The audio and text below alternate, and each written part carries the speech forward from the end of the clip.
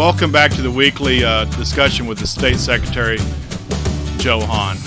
In this week, we want to talk about what it is to be a leader in your council. As a Grand Knight, everyone in the council has elected you to lead the council for this fraternal year. And so there's some very key traits that they're looking for from you as a leader of the council. So let's go ahead and dive into leadership and what are the 7 traits of a leader.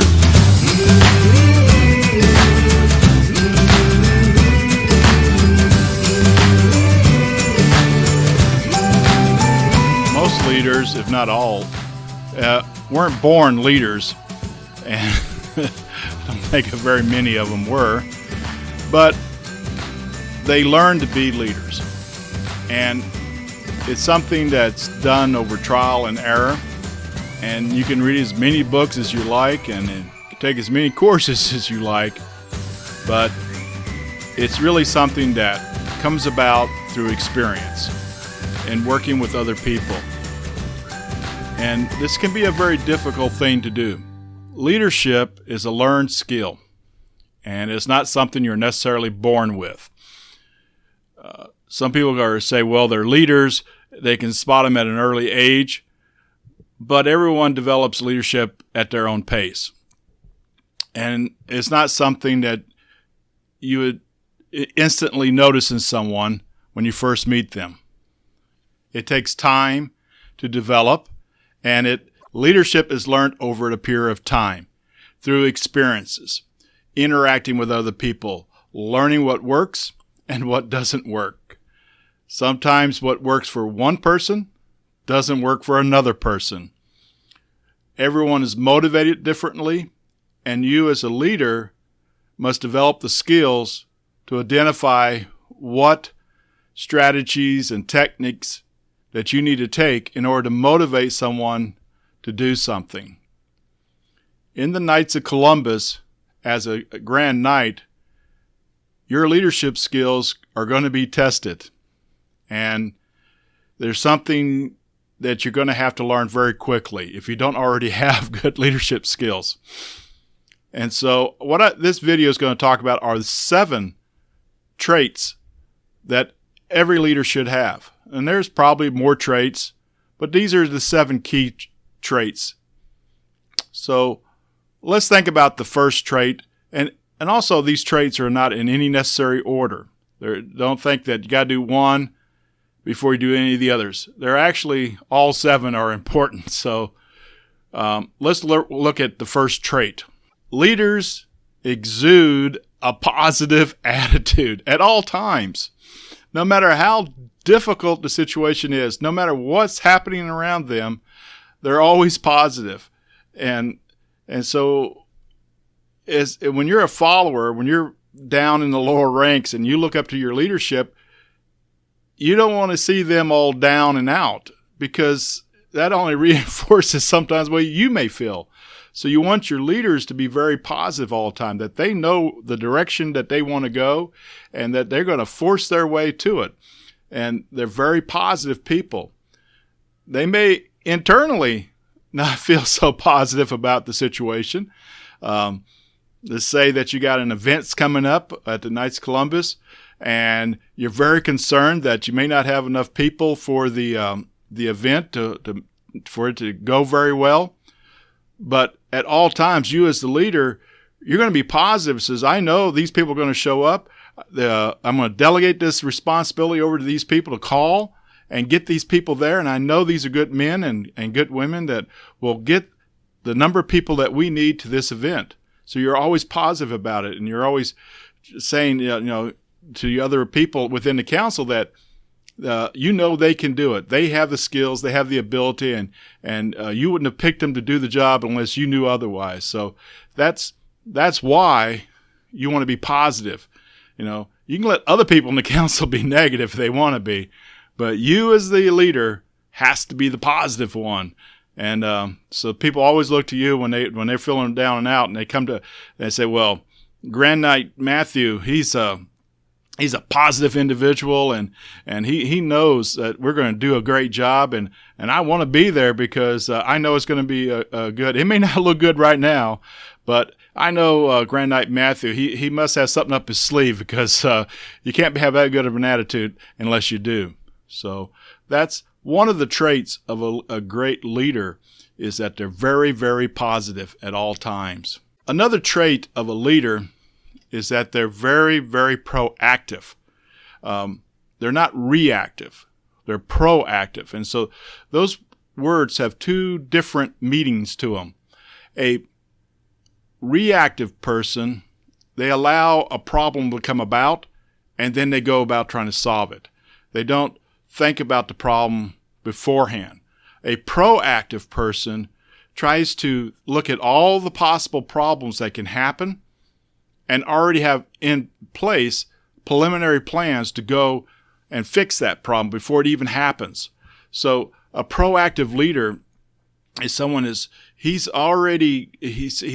that that same situation where he doesn't have enough people to man the event that's coming up. So he's going to immediately call up, say, okay, I know my chairman, he's doing all he can. He's doing everything he can, but he still doesn't seem like he has enough people. So I'm going to give some more people to his committee right now. I'm going to call up John over here, Brother John, and Brother Louise, and Brother Steve over here, and have them come into the committee, because they can draw other people with them and get them involved with the committee, and then they will be able to bring in more people to the event. And that's going to help out, the chairman of the committee. And that way I know that we'll have enough people to come out to the event.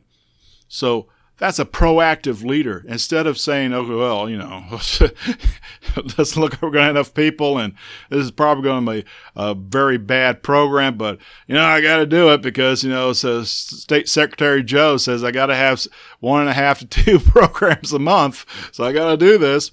Well, that's not the way to think, So you want to have a positive attitude, and you want to be proactive, always thinking ahead, always thinking about what's the next thing coming down the road, and be ready for it before it even happens. A third trait of a leader is someone who's able to delegate.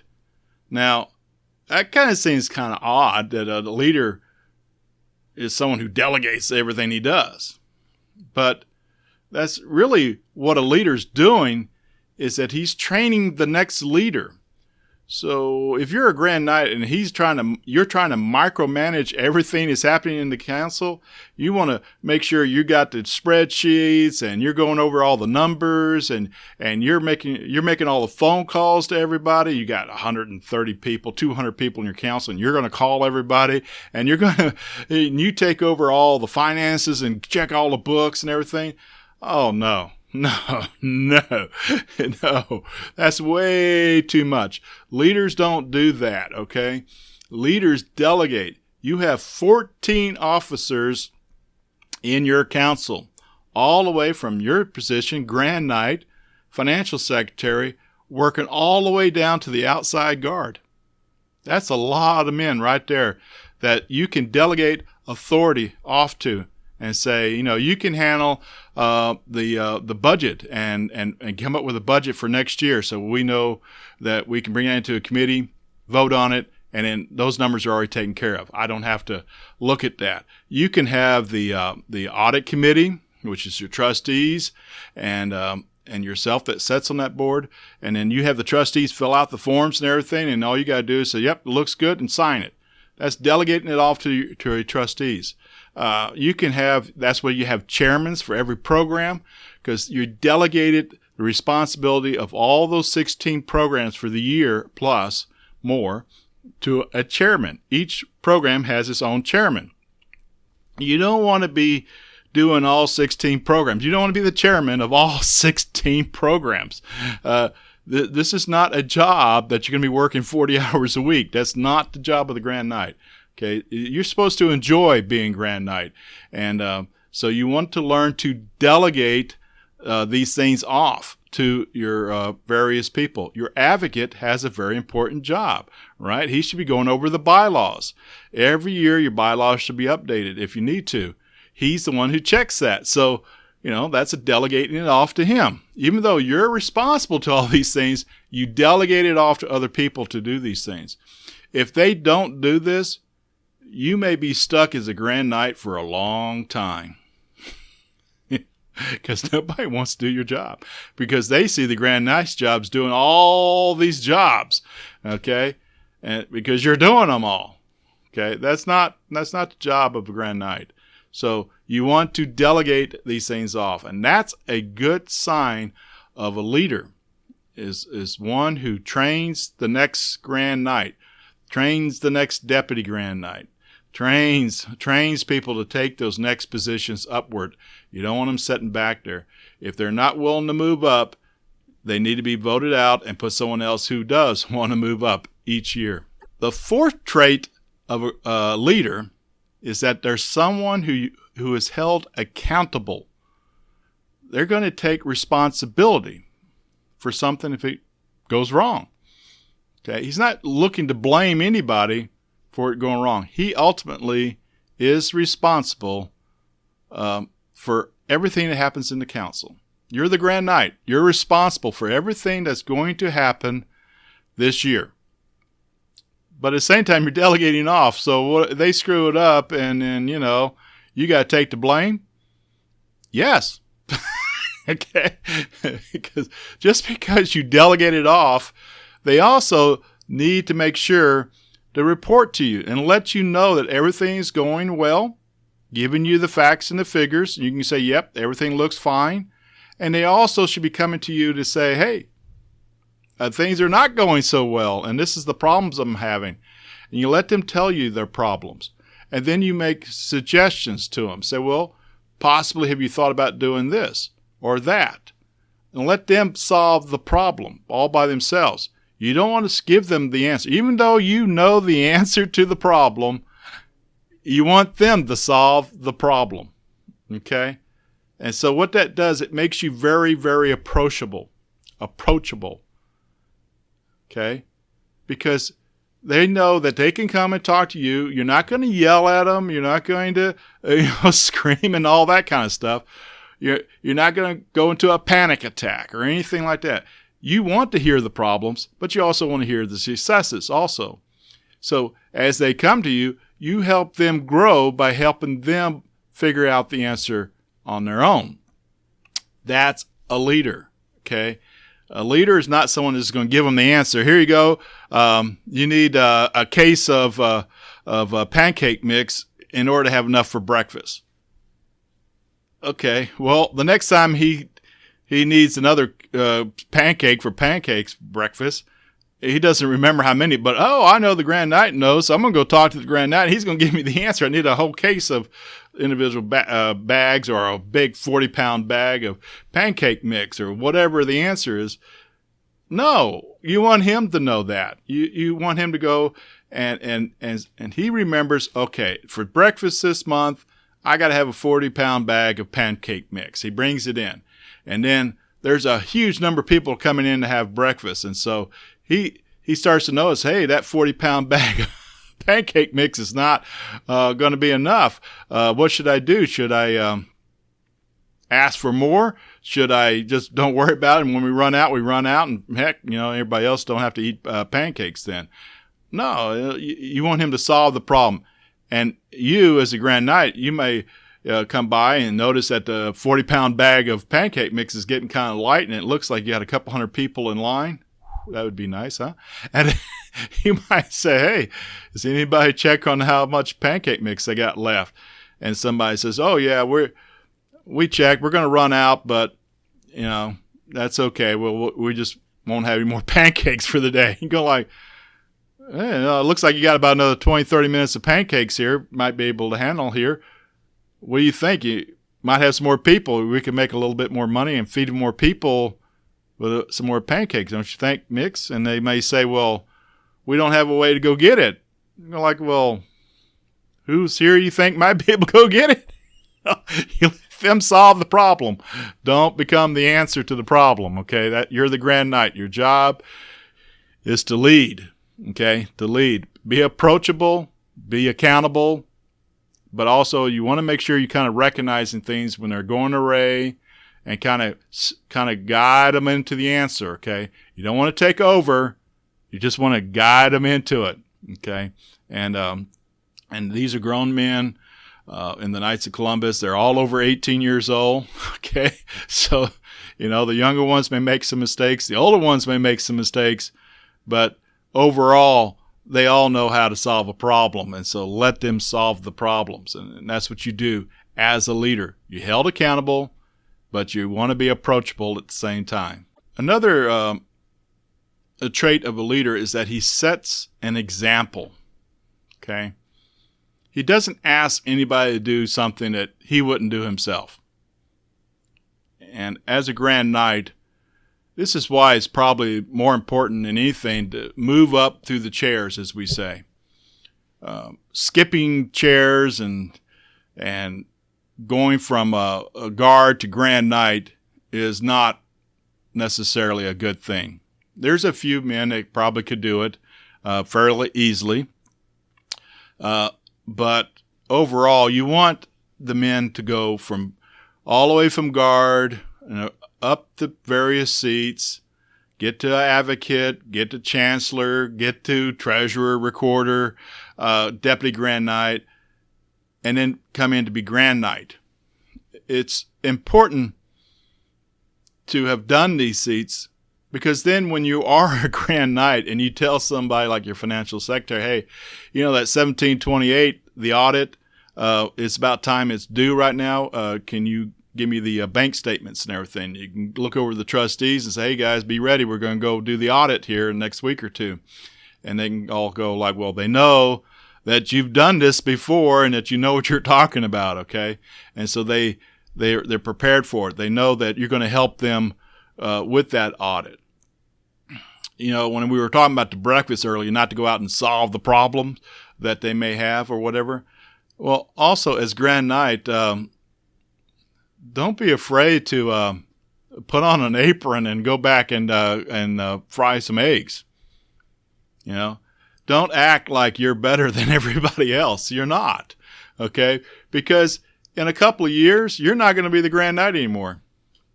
And you're going to be down right amongst everybody else again.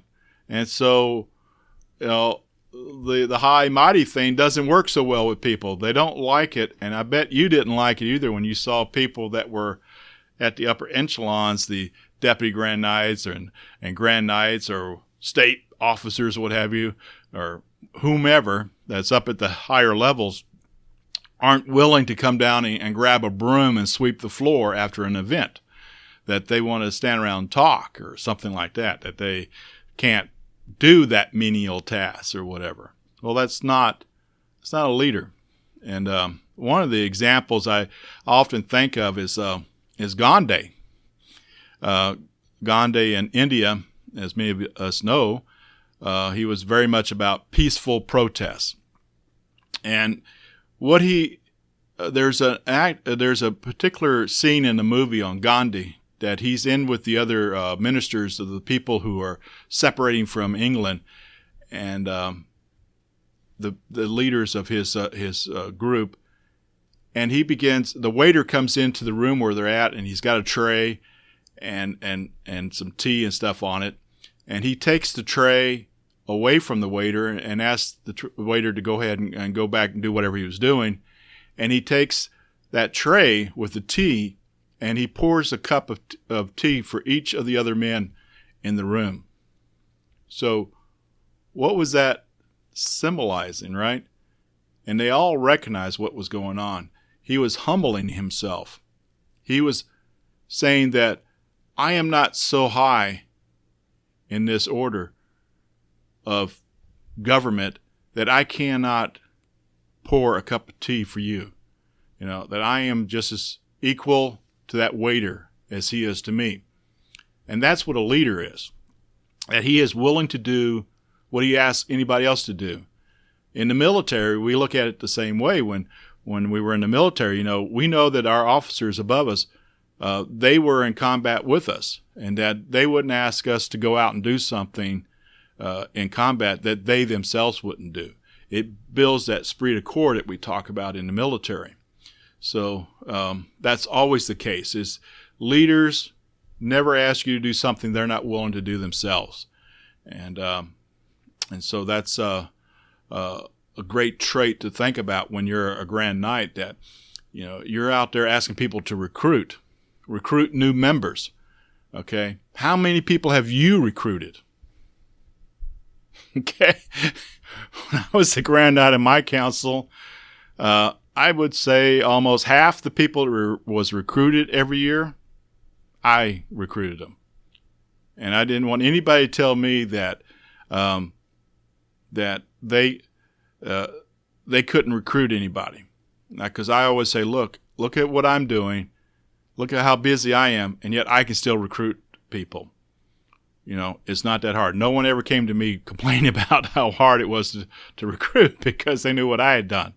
Okay, and all the programs that we did, no one complained to me about these things, because I was out there working right alongside with them. Okay, if you look at your state officers for last year and the year before and the year before, you notice the state officers are recruiting just as many people as anybody else is, if not more so. Each one of us as state officers, Tom and the Worthy State Warden Tom and the Worthy State Deputy Tony and Worthy State Treasurer Maynard, the Worthy Chaplain Manny. He's the best recruiter I've ever seen. And even myself, we've all recruited 4 or 5 or more people at least in the past month. Okay, since May and June. In June, July, each of us has recruited probably 5 to 10 people. How many of you recruited? Right?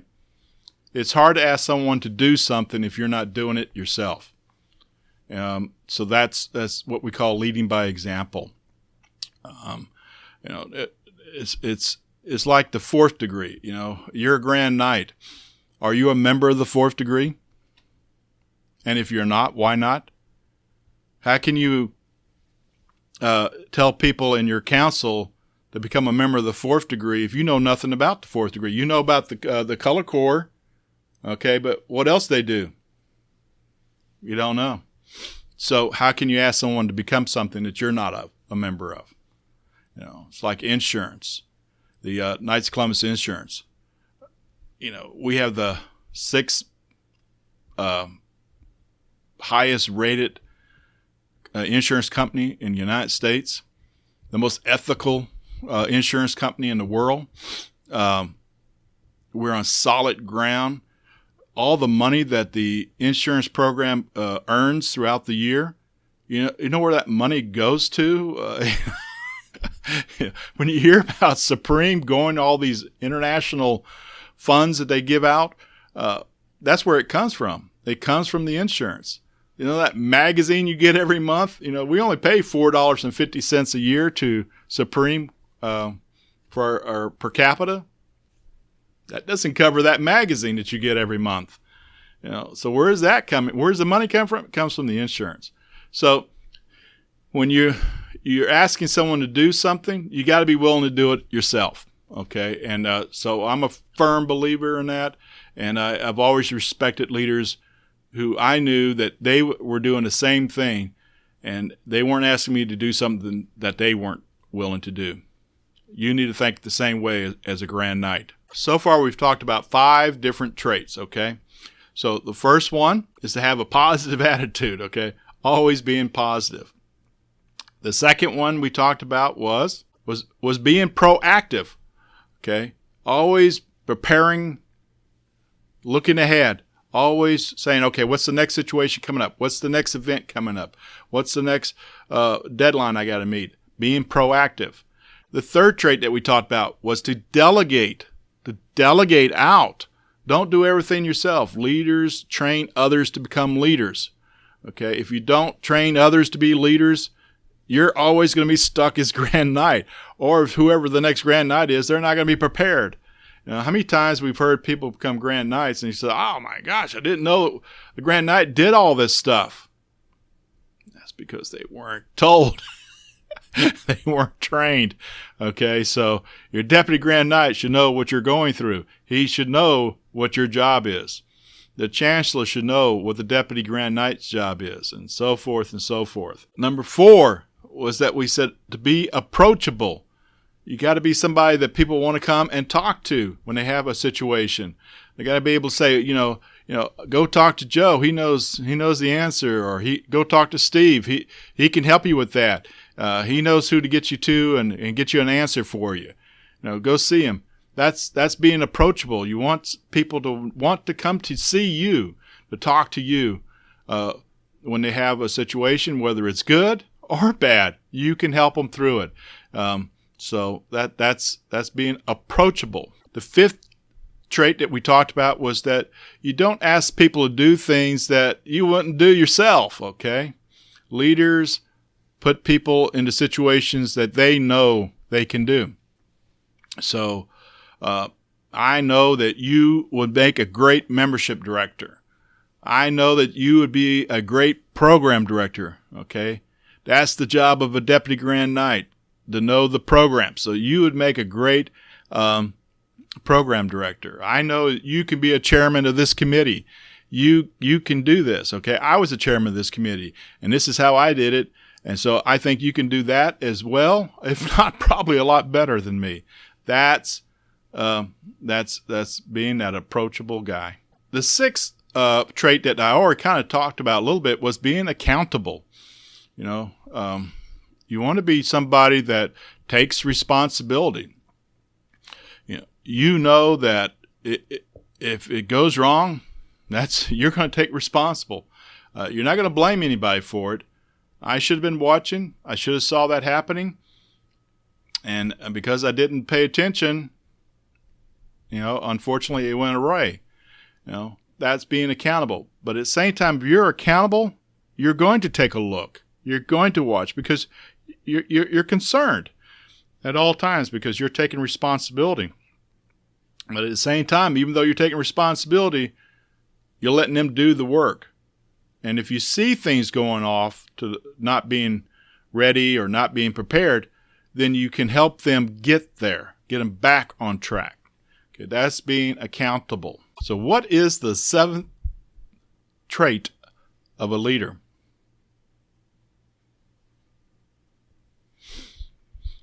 Well, think about it.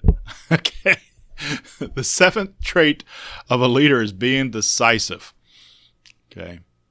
Is to gather the information, come up with a solution, and then to make a decision and to stick with it. Okay.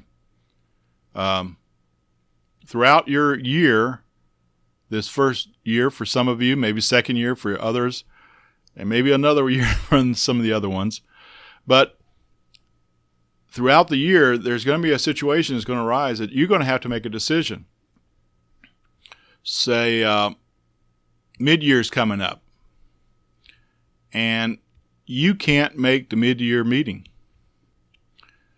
But you've got to have somebody in your place.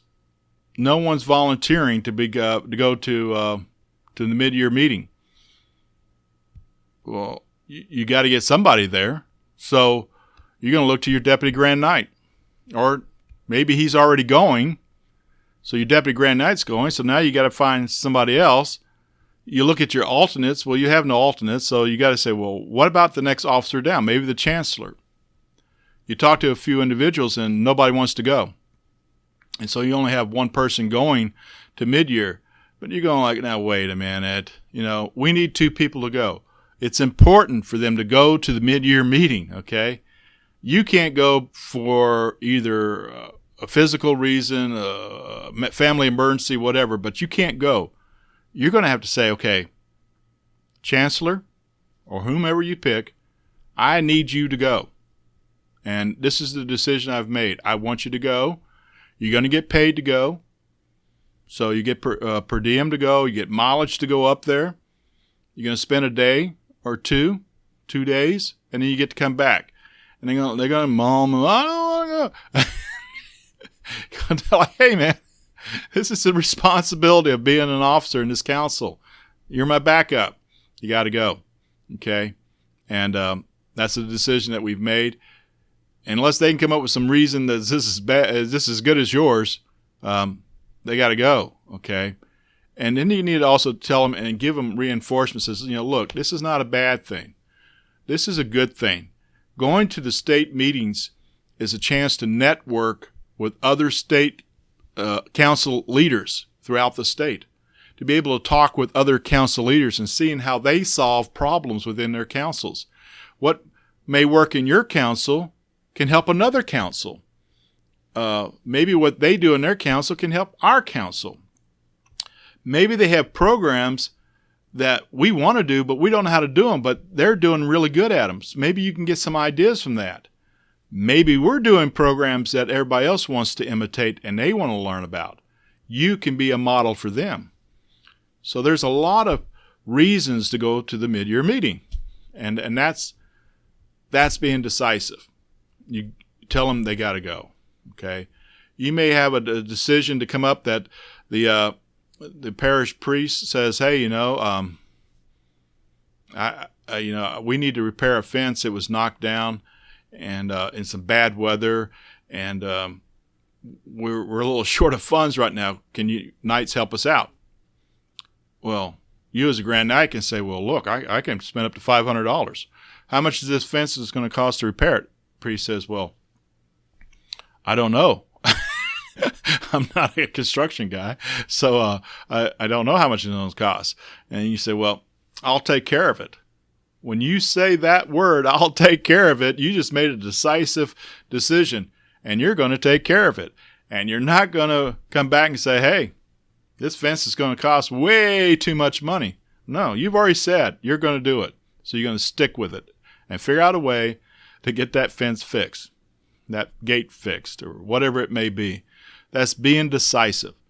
Another way of being decisive is that you choose that you're going to have Thanksgiving dinner, and you are going to invite all the Grand Knights, all the knights in your council and their family members, and you pick November 20th to be that day that you're going to have a Thanksgiving dinner with the fraternity of your council. And you've picked the date. You've already talked to the parish, and you said this is it. And they say, yeah, you can do it on that date. Date locks in. Okay, and as the date gets closer and closer, and you guys have been advertising it and everything, and you ask for reservations, and you get closer and closer, and all you have so far is 5 reservations. You go like, that's not enough people. This is Thanksgiving Day. I want everybody to come out. Date gets closer and closer. You get from 5 maybe to 7. You go like, still not getting any response. The thing is, you've already made that decision that you're going to do this. There better be a good reason to not do it. And that's being decisive. You've decided to do it. You put the act in motion, and you got to follow through. The first year, maybe it's not a very big success. Maybe not too many people show up. But the following year, those people who did, and you did a really good program for them, they're going to talk about it. So the following year, more people are going to show up. Following year, more people are going to show up. At my parish, there's a program we've done for 25 years or more. When it first started, it was just a little break-even breakfast thing done on Christmas time called the parish breakfast, Christmas breakfast with Santa. As time grew by, they added a little craft show to it. The craft show kind of grew and grew. First thing you know, our hall that can hold hundreds of people is packed with people every year. It's become the program that kicks off the Christmas season in our parish. It's known that happens every year, and people look forward to it. And if we do it too late, people are grumbling and wondering why. If we do it too early, they're happy about it, but they say, hey, it's a little too early, but they still show up. So it's because of a fellow brother 25 years ago, started this program, him and his wife, and has grown to what it is today at our parish. He didn't give up at the first time he did it. It wasn't too many people showed up, but year after year after year, it's grown to where nearly everybody in that parish in that morning time comes out to breakfast with Santa. So that's why you're decisive and you stick to it. Don't change your mind. Just change how you're doing things to make that work, and that's being decisive. So those are the 7 traits of being a leader in your council. There's other traits also, but I recommend you pick up some books, read a little bit. Maxwell is a great book. He writes several books on leadership. Also, Brian Tracy is another great author that writes a lot about leadership. And Tracy is also he's a minister also. But also his writings are very easy to read. They're all step-by-steps. And they have numerous books. So, leadership is a learned skill. It's not something you're born with. But using those 7 traits I just talked about, you'll make a great grand knight, and then you'll be able to move up even further within the state. And each level that you move up, that leadership skills are going to grow with you. You can become better and better as a leader. And that's what we talk about in the Knights of Columbus, and we develop men. And, Grand Knight, you're going to become a good leader this year. So we'll see you again next week, and we'll have another little talk. So this is the State Secretary from Nevada, Joe Haun, and it's a great day to be a Knight of Columbus. Talk to you later.